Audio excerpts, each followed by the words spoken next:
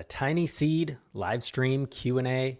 We do this twice a year to answer all of your questions about applying to TinySeed and about how our program works, our motivations, our deep inner thoughts.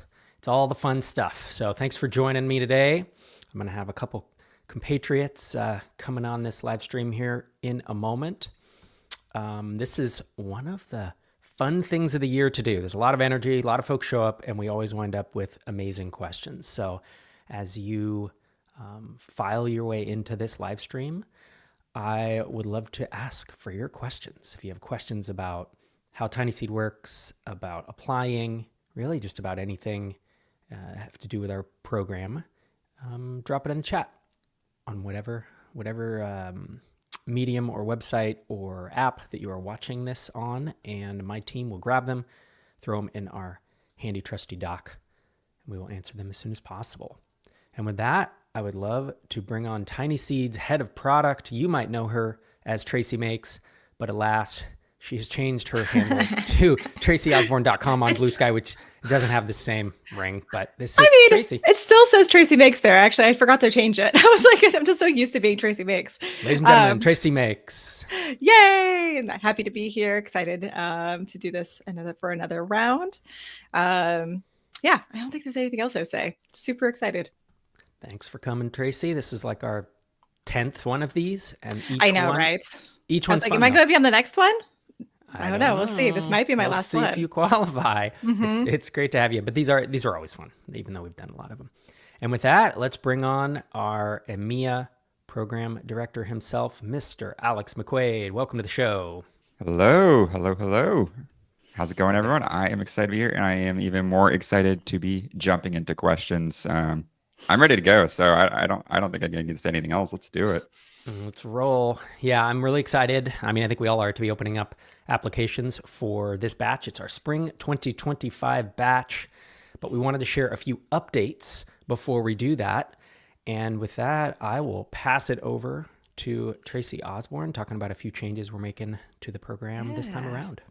Yeah, so we started TinySeed in 2019 as one accelerator program, and then a few years afterwards, we broke it into two, really still a global program, but we changed it to having America's batch and an EMEA batch. And so that's how we've been running for the last few years, having these two arms of the accelerator and two different programs. And we've come to the conclusion that we actually want to combine them again, make things simpler. We have been in the last year really largely running it as one program anyways, still keeping those designations. And now by getting rid of those designations, it makes it easier to talk about, easier for people to apply. Because people are like, which one should I go to? If you're like India or APAC, it's kind of confusing about which one you should be a part of. But by bringing it into one program, I think we just call it the program, which really what it has been internally. But it does, if anyone sees a change in the kind of the way we talk about things, that's kind of the reason why. There is another change internally in terms of how we fund companies.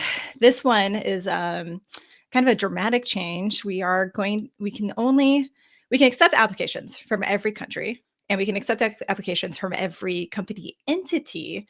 However, we can only invest in Delaware C Corps. So that means that if you are an LLC, a European entity, you're welcome to apply. We'll chat with you. We chat with you how it looks like. But if it gets to the point where we are ready to invest in you, if you're not a C Corp already, we'll help you with the process of flipping into a Delaware C Corp. So that's been kind of I know that's been something that if you applied to TinySeed before, you might have known that we've had this very open investment structure. There's a lot of things internally about why we have to do this. It's a big change, but we have a lot of resources, and we've done this a lot with a lot of companies anyways, because there's so many reasons why you want to be a Delaware C Corp. In fact, actually, I'm talking a lot. Rob, I think there's maybe you can succinctly kind of cover the reasons why Delaware C Corp is a advantageous entity. Yeah, I mean, there's a few reasons here, right? I mean, as you said, when we started TinySeed, we were funding C Corps and LLCs, and then we branched out and we have funded some entities in other countries as well. And we found a couple things. Number one, the folks who are willing to convert to Delaware C Corp, it's a signal that we've seen. We have 192 investments now, and the folks who went C Corp tend to be more focused, more ambitious, grow faster. It's not a 100% correlation, but it is noticeable. And so we kind of started saying, well, do we just only want to fund C Corps? Then along with that, the legal and tax bill every year for keeping up with all these LLCs and these entities from, again, other countries that we backed is enormous. It is catastrophic, maybe too strong a word. It is a shitload of money. Like, we love you all, but it's a lot. It is it's a ton of money, and it's a ton of time. We have our director of operations who spends dozens, if not hundreds of hours a year dealing with the fact that we back these other entities. There's a reason that almost any investor anywhere does Delaware C Corps, and we went against that grain. We zagged when everyone else zigged, and now we're realizing, yeah, it was pretty rough. So that's You're like, oh yeah, that's why everyone else does that. Yes. So yeah. Now we do have a desire. I tell you, our original intent was to back with this batch to back Delaware C Corps and UK limited companies, but the SEC sucks. Is really what it is. We are literally lobbying Congress to get the SEC to get Congress and the SEC to change their policies, but we are unable to raise it. I won't go into all the details, but we were going to raise two funds. One goes into C Corp, one goes into UK, and we are unable to do that because of SEC regulations and the laws, basically. So our hope and my desire is that we, as of maybe next year, potentially question mark, it just timeline undetermined, that we would be able to get back to funding UK limited companies, but it's TBD. If you're a UK limited company and you need funding, apply now, and we'll, as Tracy said, we can we'll have a conversation. explain. Yeah. We'll talk through. It's how not it's like to a get to deal C Corp. breaker. We've done this a lot. Like, we can kind of walk you through that process. We have a lot of resources there. What else? The process itself isn't that intimidating, just to hit it. Because on the European side, every batch, we have several companies that do it. It's a little bit of bureaucracy, a little paperwork on the front end, but every batch we have companies do it. So even UK companies. So if you're looking at this, like, what is this entitled? Don't worry about too much. We've done this a lot, and we'll be able to walk you through it. Yeah. Then going back to some of the fun changes about the program, we've determined kind of the golden hour for our calls. And so if you're applying, you're curious about what time you have to spend with TinySeed out of your workday, it is 11 a.m. Eastern US, 4 p.m. London, UK. So it stays within North American and European hours. That does mean that if you're coming in from the APAC region, India and whatnot, it's going to be outside your working hours. But we found that we have a lot of things internally to make this work for folks. You can attend live, you can do that. We also record everything. We take questions beforehand. We make sure that everyone can attend any call that we do, like not attend, but like participate in every call we do, even if it isn't in their working hours. And the last thing is that instead of having two separate retreats, one in Europe, one in the US, this retreat will be in San Diego, California this May with everybody. So I'm actually in San Diego right now. It's a beautiful city. It's really warm. We did a beach bonfire last year. So that's kind of the details of what this upcoming batch is going to look like. Yeah. And like all program retreats, your hotel, all activities, food costs, everything will be covered. You just need to get yourself there, and we take care of the rest. That's all covered by your program fee. So it's quite easy. And it is regularly one of the most exciting parts of the year. Founders talk about their retreat experiences. So San Diego is going to be a good one. We make it worth it. It's going to be fun. Alex, you want to talk about the stages of the application process? Then we'll wrap up. We'll talk a little bit about dates and the application, and we will get into questions here in the next 2 or 3 minutes. Questions are pouring in already. But oh, no. All right. Then I'll go quickly. So there are 3 stages that you need to know about the application process. And I bring this up because there's a few dates I'm going to mention here that we want to make sure you have reserved. So let me go through them first. We are right now at stage 1. That is the initial application. That's the application we have open, where you're putting in the numbers, the context information, filling out the form, if you will, the first round application. That is going to be open through February 23rd. It's open now, so that's about 2 weeks. And then we'll be closing it up and reviewing those applications and deciding who goes on to the second round, which is a async interview. So during the async interview for companies that we think are looking like a strong fit for TinySeed, we're going to follow up with a few additional questions. This similar to our initial application. This is a low time commitment. It shouldn't take more than 10, 15 minutes of your time. It's just a few questions that'll help us dig in and learn a little bit more about your business, especially some of the things we might notice in your application. It gives us a bit more knowledge about what's going on. Then the final, I don't know if I said the dates, so I'm going to repeat in case I didn't. It's March 3rd through 9th. So the dates for that second round will be March 3rd through 9th. Those you'll have about a week to complete the async interview. And then our last round, we will narrow it down to a set of companies who will move on to a final round interview with our full team. So that would be Rob, Einar, Tracy, and myself. You'll get to talk with all four of us. And those interviews will happen between March 24th through 28th. So again, I mentioned these dates because we have to keep things moving. We have to stay on time so that we can send out offers on time, start the program on time. So we have to keep to these weeks for the different stages. So just remember the second stage is March 3rd through 9th, and the final interviews would be March 24th through 28th if you end up moving on to those stages. So try to keep those open in your calendar. They're in the application itself. So if you didn't remember those, don't have to write down too quickly. You can open up the application. It's right at the top. Yeah. And yes, a reminder, it's open through February 23rd, tinyseed.com/apply if you want to apply. And Alex, how long does the application take?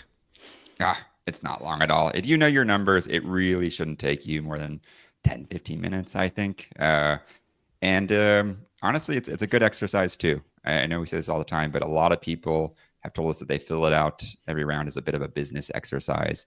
It's a good reflection on what your numbers and what you've been working on. So yeah, it's easy. It's fun. When in doubt, fill it out. Some fun. People might nerd think, emoji. Yeah, it's fun. Nerd emoji. If you're dorky like us, it's fun. We love it. Yeah. That's right. All right. Anything else before we get into questions? I feel like we've covered it. Made some changes, but I think we did it. Mm-hmm. Yep. All right.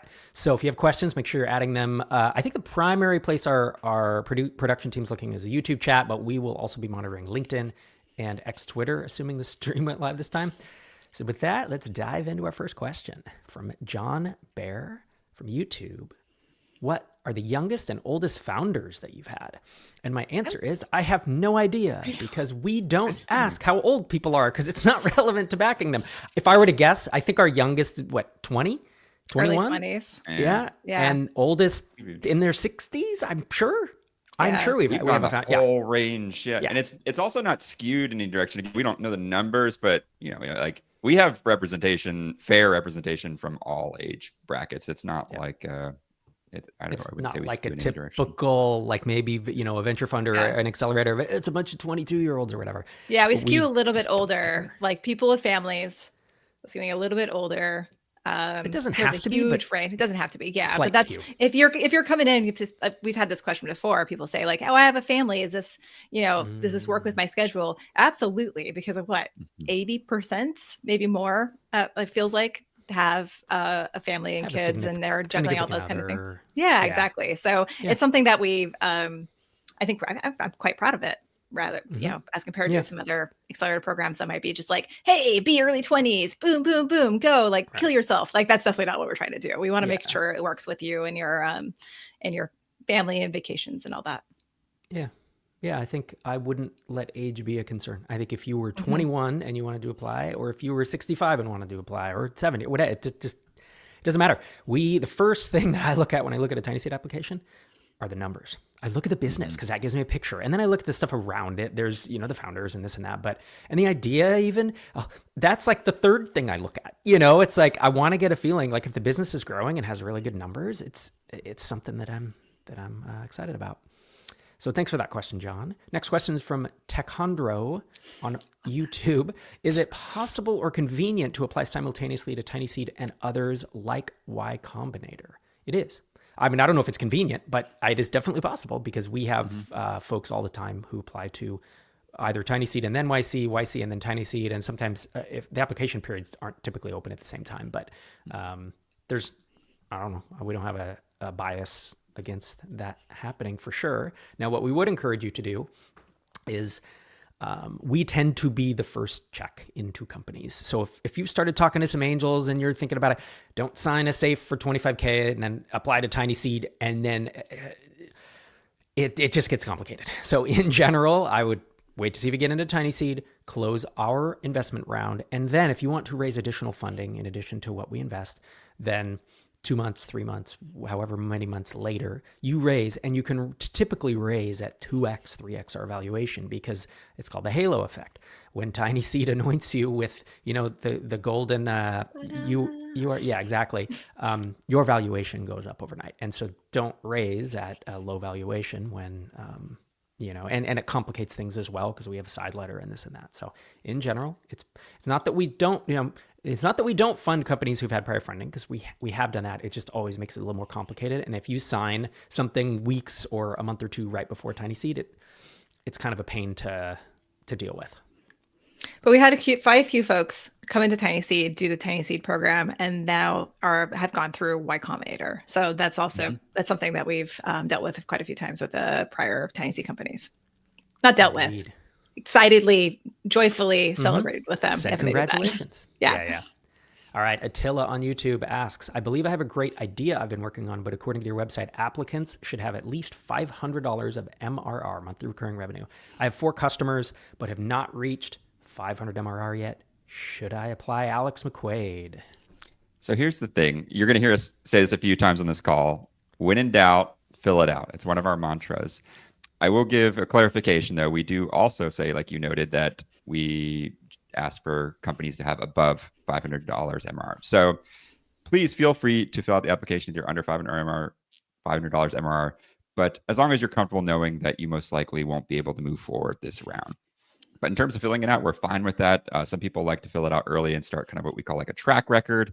We do not penalize repeat reapplicants.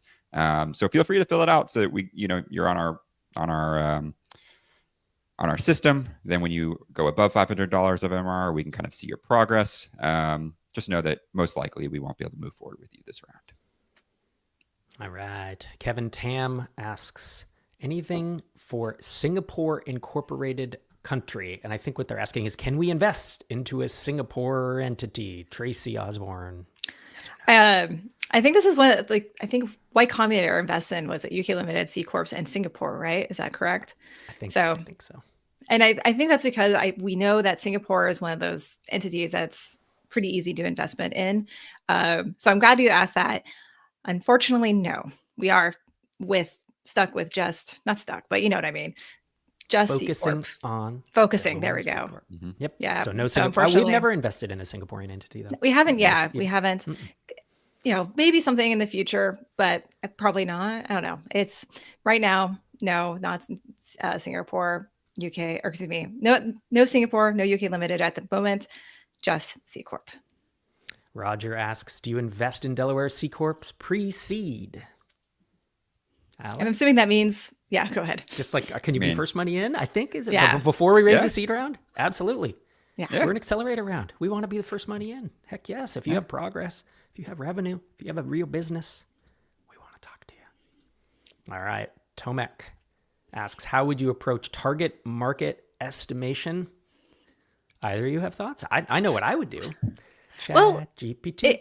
It's exactly what I was going to say. I was like, how did I do this in the past? I couldn't remember because Rana started like 10 years ago, and I was thinking pre-ChatGPT, how did I do this? And I remember being really hard. So I'm glad you asked this question. But honestly, at this moment, I would use ChatGPT. Just utilize the AI. See if it gives you services. Yeah. And here's the other thing. Like, if I am a software for architects and I'm targeting the United States, there's the Bureau of Labor Statistics. And you can say, how many architects are there in the US? Or you can say, how many architectural firms, I believe, and there's 2 different things, right? There's government bodies that have statistics about businesses. So you can hit Google, you can hit, again, if you're in the US, it's called the BLS, Bureau of Labor Statistics. I'm guessing a lot of countries, if you're targeting Germany, I'm guessing they have the equivalent of a BLS. And you just kind of cross-reference these things. We don't need an exact, I want to see an exact number. You say there's 100,000 architects, but it's like, it doesn't need to be exactly right. Is it directionally correct? Do we think it's somewhere between 70,000 and 125,000? Good. The 100,000 is fine. We're not going to penalize you. And frankly, why are we asking for target market? We are not like typical VCs where we're like, well, you need to get to $1 billion. So it has to be huge total addressable. We have backed companies, SaaS companies, where the product has a total of 3,000 or 4,000 customers. That's it. It's a very small market. This is not a venture investable market, but that's the beauty of TinySeed, is that you are able to build an incredible, if you can build a multi-million-dollar business, 7-figure business that can sell for 8 figures, doesn't have to be that much. But that does mean you have to, if you're in a market with only 3,000 customers, you have to charge enough, do the math, to figure out that it can get you there. Carl on YouTube asks, can you talk about the accelerator and what is included besides the events? Alex McQuade, you haven't been doing much talking on this one. You want to summarize the program? Talk. Yes. Yeah. This is a tall order one because I could talk about this one for a while. So I will try to succinctly say this. I'll start by saying that for the full description, you should go to tinyseed.com/program, which has our everything laid out in much more detail. But let's head on a few key things. One of the key parts of the program are our playbooks. In the first 3 months of the program, we will be going over the TinySeed playbooks, which are key topics that we've deemed essential foundational topics that every SaaS founder needs to master to be successful in the long term. So that includes funnels, sales, marketing, M&A, and fundraising and pricing. Did I miss anything? Hiring. And we are adding to that over time as well. So every other week, you're going to be doing a playbook call. We share this information with you. We have a group call where you get to talk with Rob, Einar, and various mentors who give direct feedback on these topics and help you move forward on them. Then on the weeks where we're not doing group calls, you're going to be meeting with a mastermind group. That's a small accountability group of other founders in your batch. You will grow together, learn each other's companies deeply, and really kind of build this really strong asset of founders who deeply understand your company and are help you grow and move forward. And then on top of that, we have, after we finish the playbooks, we have mentor calls. So every other week, we are introducing you to various topic experts, experts who really are leaders in various areas of SaaS and different topics that a SaaS business might be dealing with. So that includes nearly every marketing channel, sales, pricing, hiring, a lot of those big topics, but more minute stuff too, like UX, copywriting. We have a mentor on almost any other topic, and if we don't, we have a founder. So we have connections there. And then the last thing I'll hit on is you also have one-on-one mentor connections. So if anytime you need help moving past something specific, a challenge you're facing, you come to me and I get you connected with a mentor who will jump on a call or email with you and give you individualized feedback to move forward. And actually, bonus thing, I said that was it, but community, the TinySeed community is a huge part of the program, and every year becomes bigger because we have more founders come on. We have an extremely active Slack channel where founders are day in, day out sharing knowledge, what they're working on, asking questions, and giving feedback. It's a big part of the program. Whew. Okay. I think I hit everything. Yeah. Did I miss anything? A lot of good things. Nope. tinyseed.com/program. If you want to see that in writing, what Alex just said, but that describes the whole thing. As you said, the right amount of funding, amazing mentorship, world-class community, events, masterminds. So well done, Alex. You get a gold star for today. Only today, though. Bring B asks, yeah, you bet you got to earn it for tomorrow. Bring B asks, can you discuss the upshot for setting up in the U.S. in the current geopolitical climate versus a more neutral location like Switzerland or Singapore? I'm glad that Bring B asked this question because, Tracy, when you originally said Delaware C Corps, you said, explain why this is a good thing. And I basically explained why we're doing it. But what I didn't say is if you want to raise any follow-on funding or if you go to sell, it is advantageous to you in general. Now get your own legal counsel and tax counsel. But in general, there are more buyers for Delaware C Corps, and there are more, and by more, I mean 5x, 10x more investors who are willing to invest in Delaware C Corps. It might be 50x. I mean, it's a huge, huge swing.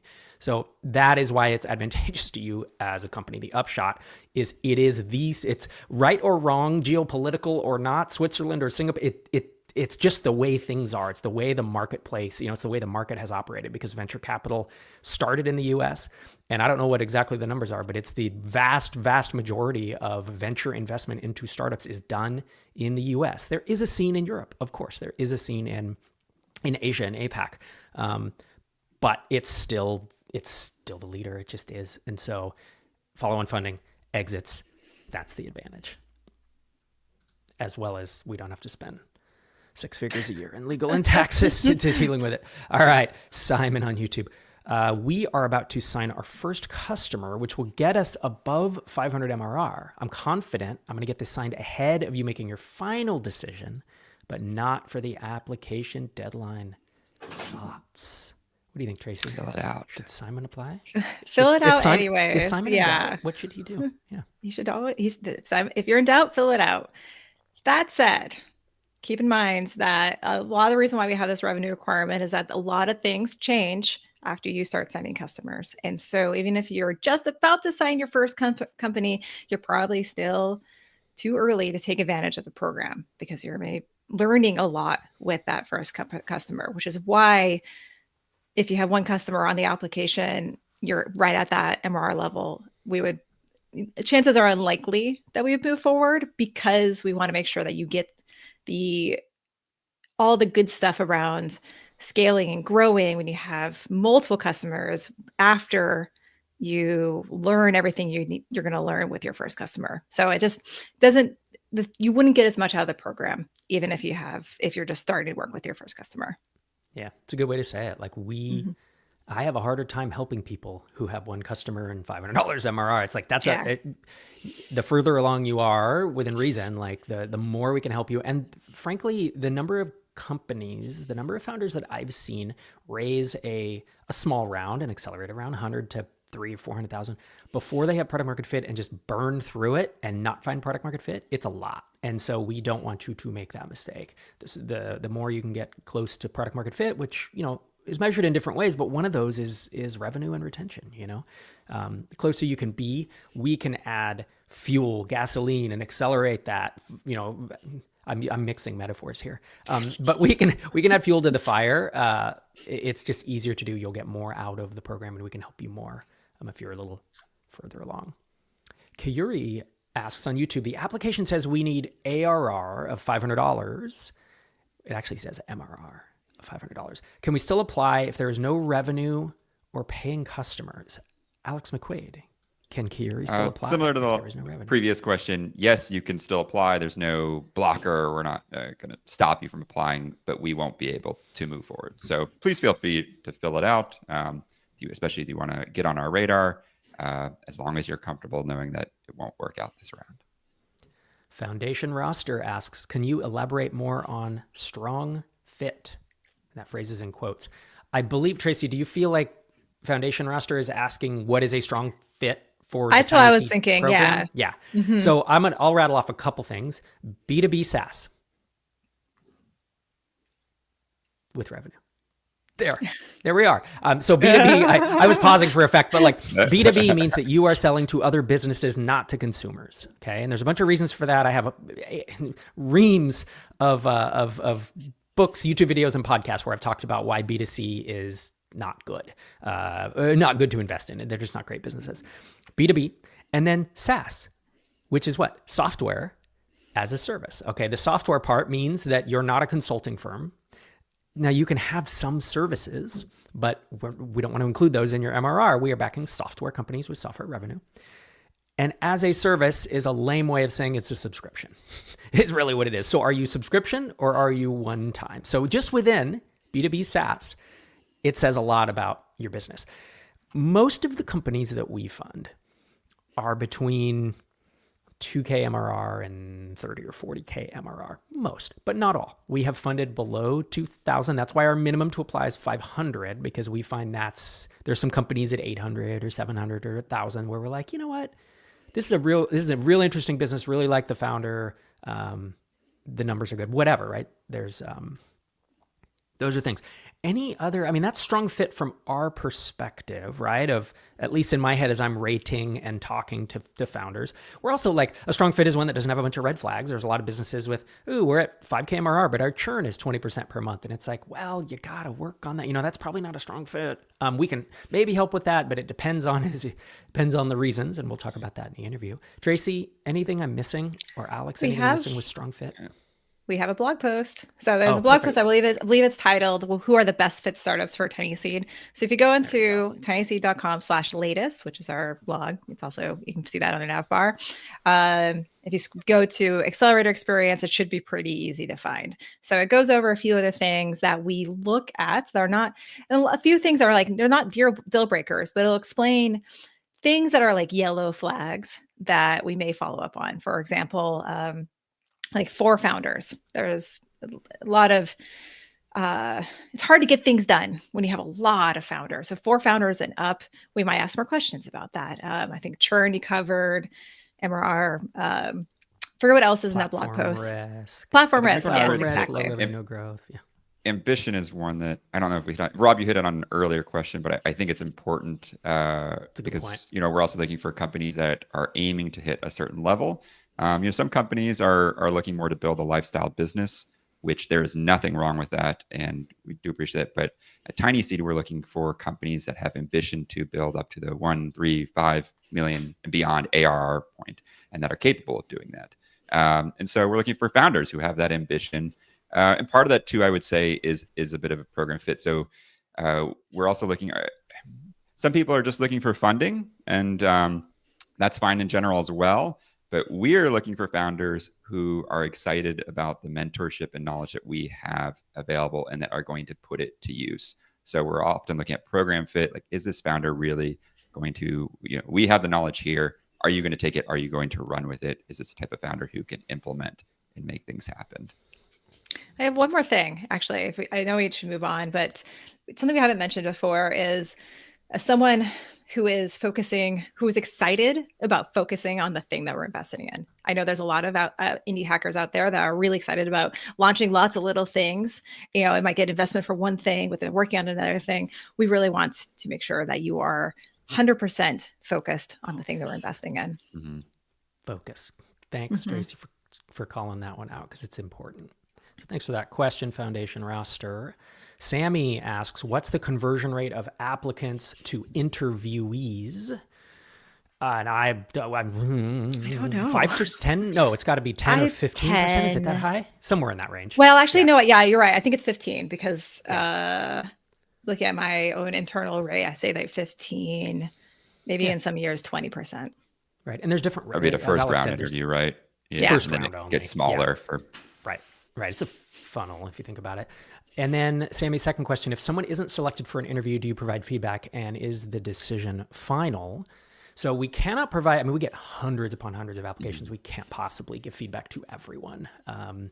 We do our best to give feedback to as many people as possible. Once we've given you an interview, Tracy, do you want to take it from there? Yeah. If we've, in the past, before we changed kind of the way we do our application system, if you get an interview, if you talk to someone on the team, then you'll get some sort of response to why we were not able to move forward. So that should hold true for this round. Now that we're changing over to the async interview. I think the final question was, is it final? Which would be a yes. Once we made a decision, we're pretty certain on it. But you should reapply, because that's the next round you'll hopefully have grown and improved on your business. Yeah. And we've had many folks get in the third time they apply or the fourth time they apply. Fourth, yeah. Cloud forecast. Gun Gupta asks, any change in equity dilution, is it negotiable? I don't know any change from what. I'm not sure what that question's asking, but tinyseed.com/FAQ, is that the right place? It's still program. I'll go to the right place. FAQ. FAQ would jump to the FAQ's bottom. At the bottom. Yeah. Okay. Our ranges tend to be 120,000 US up to 220, 250-ish. The 250s we funded have been doing $500,000 or $1 million a year. So it's like, if you're in that spot, we can talk. But if you're doing 5K and think you're going to get 250, that's not how accelerators work. That's not how TinySeed valuations work. And then, the dilution is 10 to 12%. Is it negotiable? Not really. I mean, there's a little wiggle room. It depends, but here, what we find is the moment I say it's negotiable, then someone comes in with 1,000 MRR and expects our top. Well, I wanted 250 for 10%. And it's like it's just not how that works. So, hopefully that answers the question. Yeah, don't compare us one-to-one with angel investment. So a lot of folks are like, hey, or any investment. Yes, it's a completely different category. So if you're saying like, oh, hey, I can get this money from a friend at so-and-so, why would I do TinySeed? And it's because of everything else that's included, the community, the education, the work we do with you, the events and all that kind of stuff. So we do get some folks being like, hey, this is, well, we call it expensive money. So yes, it is expensive money, but it's due to the quality of the program. We are not the cheapest money, but the cheap money does not spend millions, literally millions of dollars a year on staff, on retreats, on events, on gathering the mentors, on our entire program. It's very, not even just very expensive, it's very valuable. We are the gold standard in B2B SaaS acceleration. I don't know if there is a single accelerator, except maybe YC, that I think is comparable to what we do for SaaS founders. And even we've had some founders go through both and said, you know what, if I was B2B SaaS, I would do TinySeed in lieu if I had to choose one.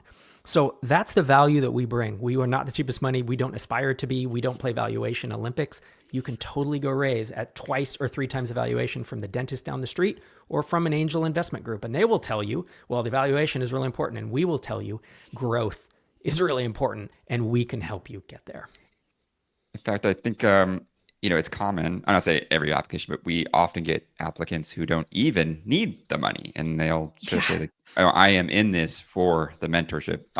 We'll use the money, sure. But I think that just is another point to prove that TinySeed's reputation and the value that comes out of our mentorship, it's really tied to the growth that we can help you achieve. Yeah, exactly. And you can reach out to you go to tinyseed.com/portfolio, reach out to any TinySeed founder that's gone through the program. 192 companies, more than 300 founders. Reach out and say, was TinySeed worth it? I love it when people do that because I know the answer is going to be good. I have no qualms and no hesitation. And if you want other signals, like look at what TinySeed MicroConf, because it's all the same team. Like look at the content that we put out, the YouTube, the podcast, the books that I'm writing. I've literally written the SaaS playbook. Like it is the playbook for SaaS for B2B, multi-million-dollar SaaS companies without venture capital. TinySeed is the next level too. It's deeper, it's more advanced, it's more involved, right? So if you're weighing, again, the dentist down the street or even an angel group, it is apples to oranges comparison. Mal Creates Stuff asks, are there industries that you simply won't invest in? I don't... I think of vice stuff. Like I don't know. I would need to ask Einar, to be honest. Like firearms, tobacco, and the adult industry. Yeah. I don't know those legal issues. I think anything that I don't know what they are. I don't know which places have legal issues, but I imagine that would be the only reason. I have not seen an application come through yet where we've said, oh, we can't do. Yeah, I agree. Thousands upon thousands of applications, and I can't remember a single one. Most likely your industry is. Maybe, but I don't know. No promises, but it's yet to happen. Yeah. It's not going to be very common. It's unlikely, Mal, that you're in that industry. Scene Hiring ATS asks, do you work with multinational teams? For example, I'm in the US, but my technical co-founder is in Spain. Alex McQuade, do we Absolutely. And it's common. We get lots of applicants with that exact scenario, a founder in Europe and a founder in the US or Middle East, Europe, all over the place. Absolutely fine.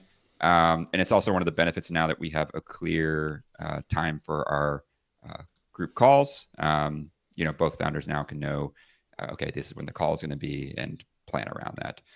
But on our end, no problems at all.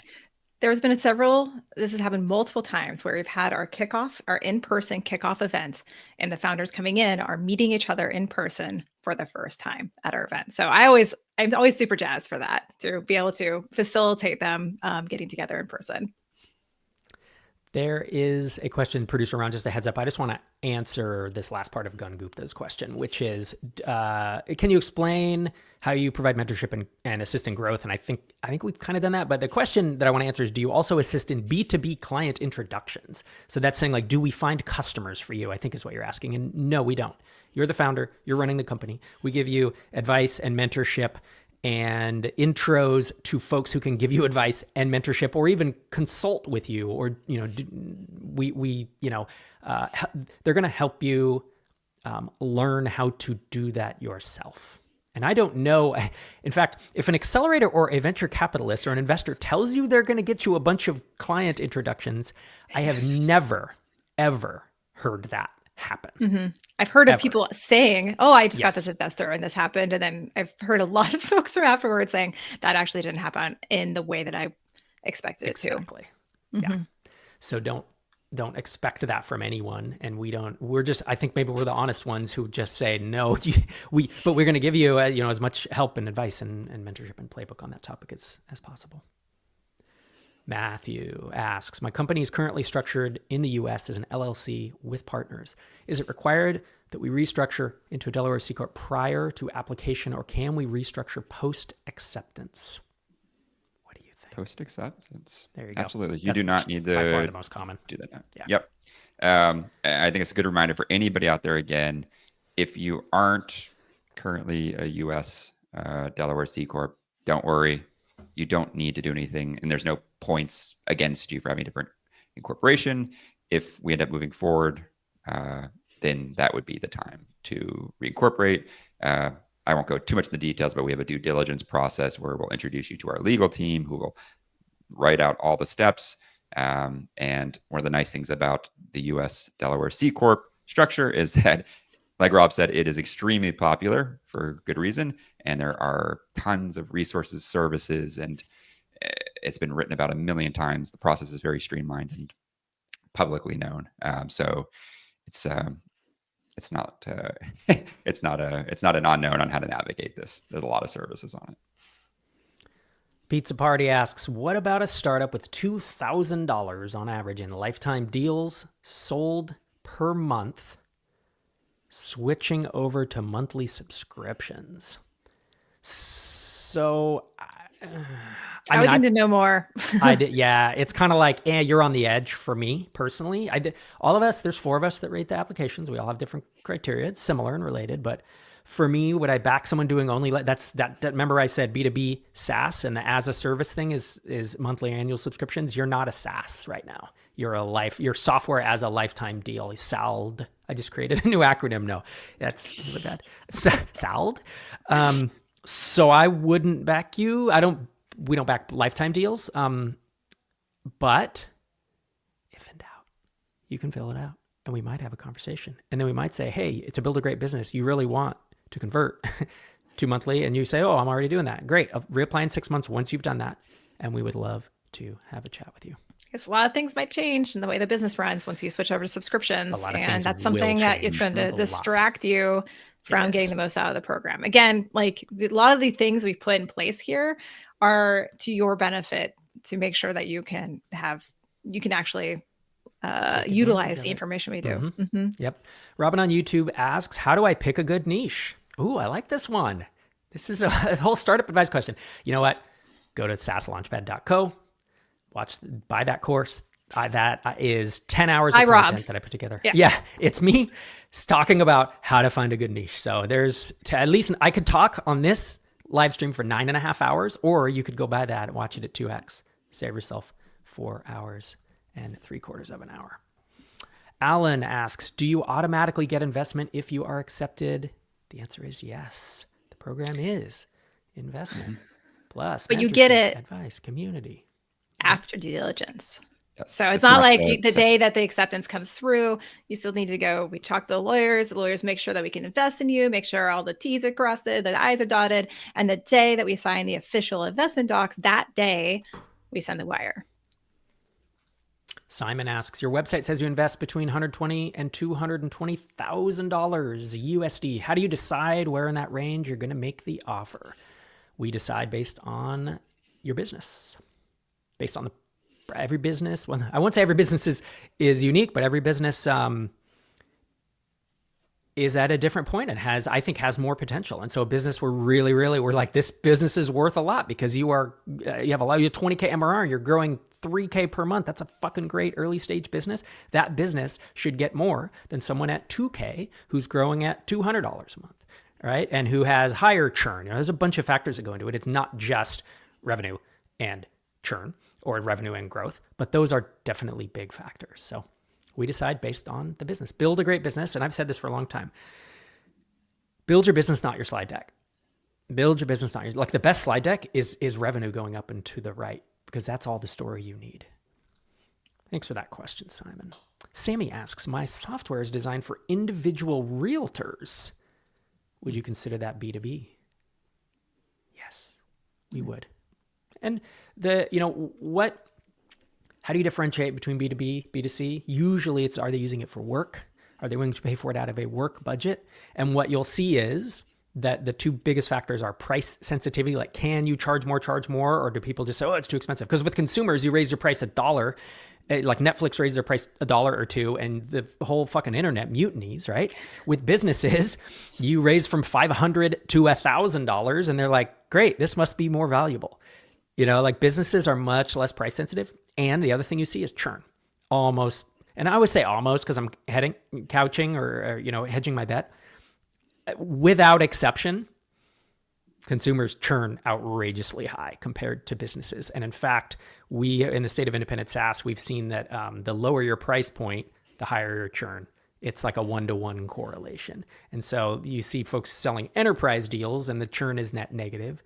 You see them charging $1,000 a month and the churn is great, and as you go down that scale, that's really what, when I say consumer or prosumer, it's higher churn, it's lower price point. But yes, individual realtors, they are businesses. Carl on YouTube, well, and we would also say, we get into a conversation where it's like, can you start selling not to the individual? Like, could you do a whole package for the actual brokerage, right? So you're selling 30, 40, 50 licenses at a time. That's the place to take that. But you don't have to do that before you apply. Carl asks, is the application open once a year, or when would the application be open again after February? Alex. Yes, it is actually twice a year. So we run 2 batches per year. This is our spring batch, and we will have a fall batch. We haven't decided the exact date for the fall batch opening, but just so that rough for you, usually it's been in September traditionally. So I can't imagine not being September. Early September would be 99% chance of that. Mm-hmm. And you can feel free to add your email to the TinySeed email list, and we will send out a notification a few weeks before we open it up so that you're aware of exactly when it'll be open. But yeah, look for the next one in the fall around September. And it looks like we got the same question below, or similar. Con asks, how many accelerators do you run within a year? That's 2, because we're about every 6 months. When would be the next one to apply, which you have just answered. So we got a couple questions left. It looks like we will have time. If you still have questions, you can continue to post them, YouTube, LinkedIn, or X Twitter. Otherwise, we'll answer these 2 and then duck out early. Akshay asks, do you think a non-technical solo entrepreneur can build a comprehensive project technically on their own using no low-code solutions, making sure there isn't vendor lock-in? End to end. That's a heck of a sentence, Akshay. All right, so a couple things. No, you're going to have, if you're using no low code, you're going to have vendor lock-in. So just don't even think about that. But the question is, do you think a non-technical solo entrepreneur can build something with no low code end to end? Yes. And in fact, we funded a couple, I don't know exactly how many, 3, 4 that are no low code. It's a challenge. It is definitely a headwind, I will say. Being a non-technical founder in SaaS, period, is a headwind. And then using no/low code to actually build a SaaS that is going to try to scale and not be brittle. Again, we have funded a few, but they were in places we really liked, and they were quite solid businesses. So know that you have a headwind going into it is kind of how I would think about it. Anything to add, Tracy and Alex? I I think you hit it. There's a lot of Yeah. challenges when you're low code, especially of if you challenge. later want to transition to code. Because that's the thing. Yep. Yeah. That's the big thing. Is it's kind of like saying, hey, so I have this SaaS app and I got customers paying me and I'm doing $5,000 a month and I'm going to have to rewrite the entire thing after you back us. And it's like, well, rewriting the entire thing is 6 to 12 months. And same, if you are no low code, you will have to rewrite it 100%. There is no chance you will not have to rewrite it. So what you're saying is at some point you're going to stand still. Some point in the future, you're going to stand still for 6 months or more. That's tough, right? So that's the headwind, one of the headwinds that I'm mentioning.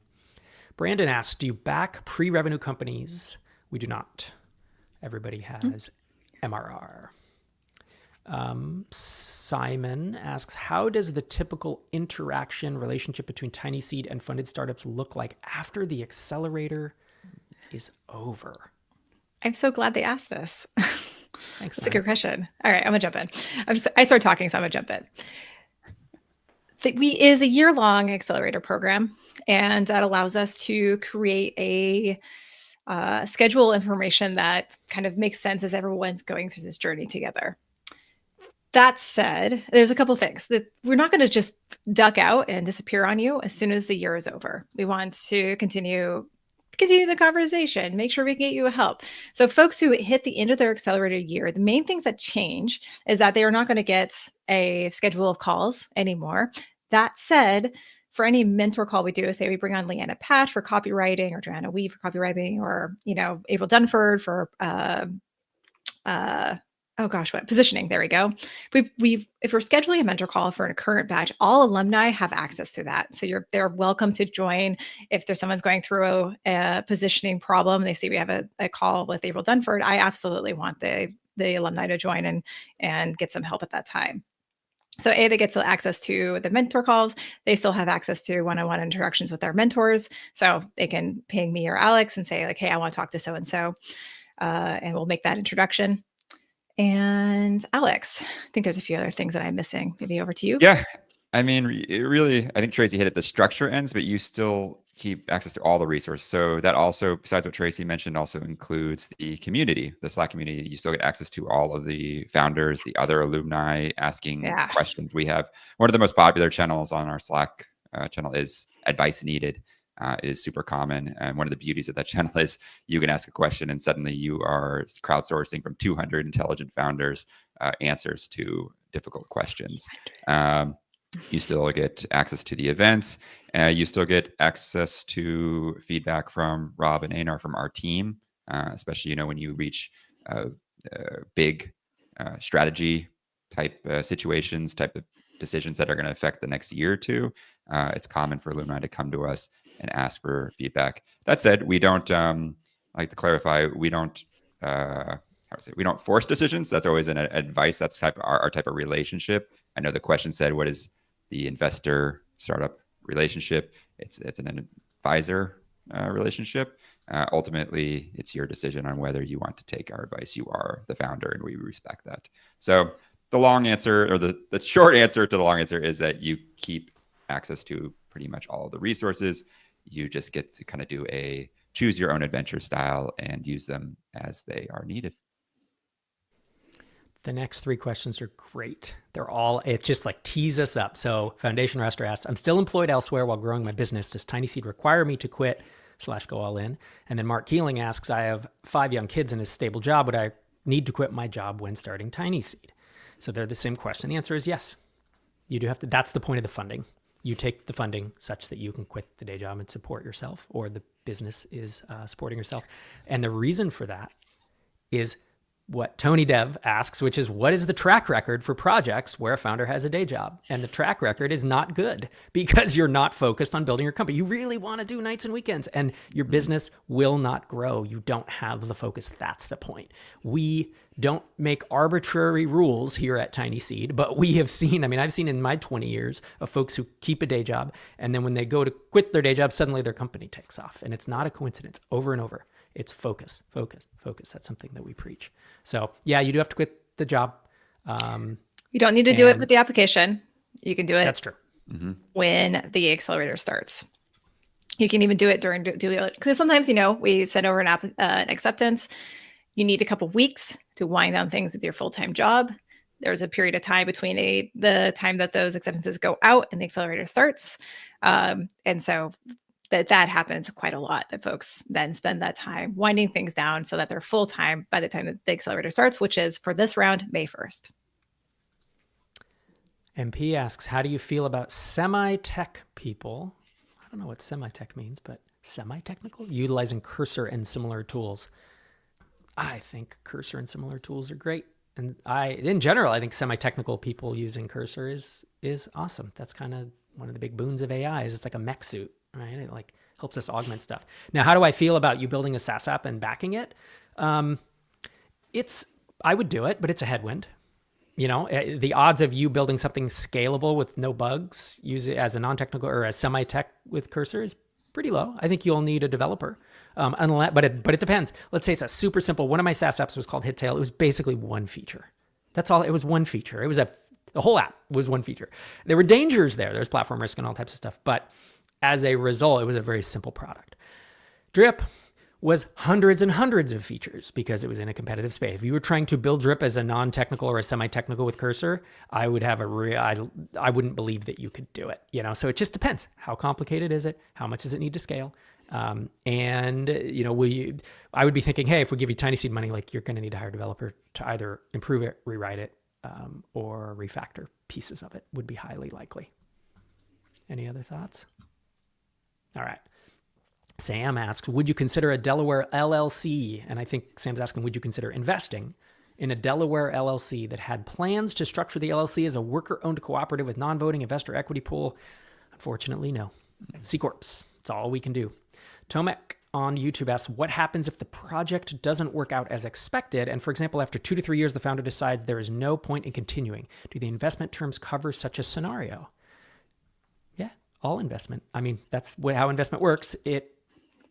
If you have money, if you decide to shut it down and there's money in the bank, usually that goes back to, I don't know, it's split between, I don't even know how all that works out. But usually people run the money to the end and then you shut the company down. Yeah, or you sell it for parts. I mean, we've seen folks sell companies for even, doing 10K a month and sell the company for $300,000 or $400,000 because SaaS is so valuable. I believe 94 or 95% of the companies that we've backed in the past 5.5 years are still in business. So it doesn't happen very often, but yeah, if it has happened, there have been companies that shut down, and they do. Mm-hmm. After 2 or 3 years, you're like, you know what, I'm all done. Then yeah, that's what happens. Michael asks, I sell directly to teachers, so my total addressable market is fairly large, but I doubt I'll ever be able to raise my price to much more than its current price of $5 a month. I know that's low for you. Am I so out of luck when it comes to TinySeed? What do you think? So it's every investment decision is made up of many, many factors. So some people will say, if my churn is 5%, would you invest? And it's like, it depends, because it depends on what the rest of the business looks like. So if it's $5 a month and you're at 20K MRR and you're growing 2K, 3K a month and churn is low, I don't care about the 5. But usually what $5 a month means is that your churn is 10 or 15% a month. It usually means you're probably plateaued, because with that churn, you can't grow. You know what I mean? So it's all the other things. It's not just the 5, it's what the 5 causes. That's how I think about it anyway. Alex or Tracy, you have anything to add? Yeah, it would be a yellow flag on my end. But it would be a yellow flag with room for conversation, especially if you could share insights on how you're going to address some of these challenges, or maybe you're looking at ways to increase your average revenue per user. That's a common thing we love to hear. If you have a low ARPU, there's a lot of creative ways that you can work towards it. And if you share that, that's useful for us to know, because it shows it's a good direction. Yeah, there's ways of going. Yeah. Mm-hmm. I think I don't know about this business, but I would imagine there are routes to increase that ARPU, and probably worth investigating. Our last question for today, because we are at time. Sammy asks, what are the dates for the next phases? After February 23rd, when does the interview period start? Yeah, so application February 10th through the 23rd, async interviews March 3rd through 9th, and a final interview with the team, if you make it that far, March 24th through the 28th. And after that, how long until we will officially start if accepted? May 1st, right? May 1st. May 1st, the start of the batch. That gives us a month to work through the lawyer stuff, which is usually fine. Yeah. Yep. And all of these dates are at the top of the application. So if you go to apply.tinyseed.com, put in your email address, the next page will show you all the dates at the top of all of our application fields. Save the dates. Please do. Save the dates. Our website is thorough and accurate. So you can reference almost everything we've said on this call is on the website in some form or another. So if you realize, you can obviously watch this again, but you can go to the website and we explain it all there. Tracy and Alex, thanks so much for joining me today. We did it. I'm gonna send you off. 1 minute till. I know we did a great job. As a reminder, if you're watching this, applications end February 23rd. tinyseed.com/apply if you are interested. Thanks as always for joining us on this live stream.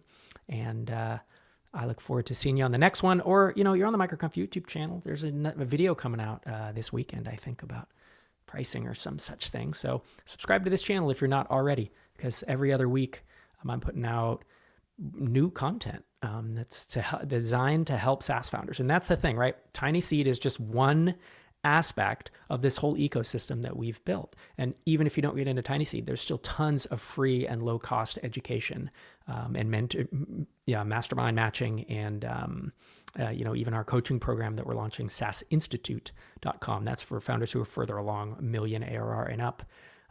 But there's a lot of resources out there, and we are trying to multiply the world's population of independent, self-sustaining startups through all of these things. So thanks for joining me today, and I will talk to you soon.